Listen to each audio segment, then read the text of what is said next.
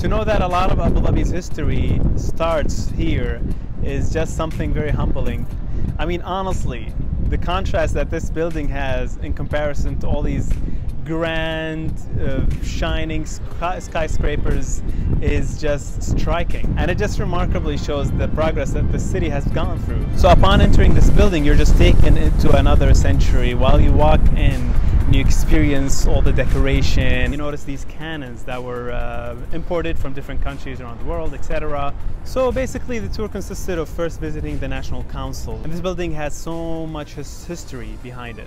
It holds a lot of meetings where the unity of the UAE was in question, and so it holds so much value for us here in Abu Dhabi. And second, you move on and you learn a little bit about the history of the ruling family as well as the importance of Abu Dhabi as a city and its historic significance. One of the big things was that it had a big fresh water source. People that lived around this area back in the day found it as a source of income as well, because pearl diving was a big part of the economy, and so it was a very close source for fresh water for the pearl divers, which actually I have a personal history here. My grandfather used to be a pearl diver back in the day. So right after learning about the history and the significance of the city of Abu Dhabi, you actually go and you exit through that building and you enter the oldest building in the city of Abu Dhabi.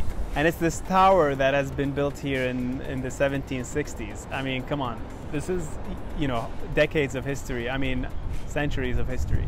And after that, you go out and you enter the actual palace. So the palace consists of different parts. This is the last part that was added actually in the 1960s, so 200 years after the tower. And this part holds a lot of the recent memories, and you actually get to sense how people lived there, because a lot of artifacts actually still exist and you can see them and touch them if you want. So much of the history that exists around here is actually related to how this was the government of Abu Dhabi, basically. It ran the country, or this city. So lastly, the tour ends in this new modern building. This is a place for artists to showcase how they do traditional stuff, from tools that were made out of palm tree leaves, to other tools, as well as a coffee tour. If you're a coffee lover, you can delve into that, and I had to skip that actually, unfortunately, but I will be back for one day to experience it.